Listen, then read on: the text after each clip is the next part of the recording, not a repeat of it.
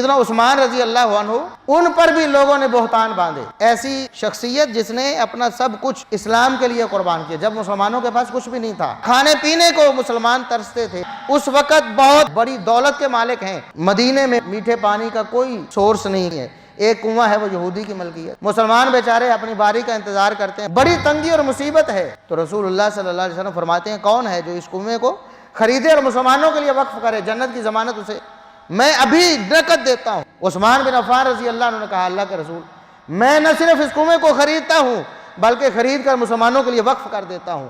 عثمان بھی اسی طرح اس کنویں سے پانی پیے گا جس طرح ایک عام غریب مسلمان پیے گا۔ اللہ کے رسول صلی اللہ علیہ وسلم فرماتے ہیں جنگ کا موقع آ گیا ہے، مسلمانوں کے پاس نہ سواریاں ہیں نہ ہتھیار ہیں، اسلحہ نہیں ہے، کچھ بھی نہیں ہے۔ کون ہے جو پورے لشکر کو سواریوں سے بھی اور اسلحے سے بھی لیس کرے گا؟ اس کے لیے جنت کی بشارت ہے۔ عثمان بن عفان رضی اللہ عنہ کہتے ہیں اللہ کے رسول، ساری سواریاں اور سارا اسلحہ عثمان اپنی جیب سے ابھی دیتا ہے۔ ان کے بارے میں کتنا گھٹیا الزام لگایا جاتا ہے کہ انہوں نے اپنوں کو نوازنے کے لیے خلافت کو برباد کر دیا، نعوذ باللہ ثم نعوذ۔ جھوٹ بولا جاتا ہے اپنے بھانجے کو فلاں دے دیا جی، بیت المال کا بہت ایک بڑا حصہ ایک باغ دے دیا۔ اندازہ کرو جس کے پاس اس وقت کمی نہیں، جب مسلمانوں کے پاس کچھ نہیں ہے، کیا بعد میں وہ اتنا فقیر ہو گیا تھا؟ ایک باغ کے لیے، ایک زمین کے ٹکڑے کے لیے، جس نے اسلام کے لیے اتنا کچھ وقف کر دیا۔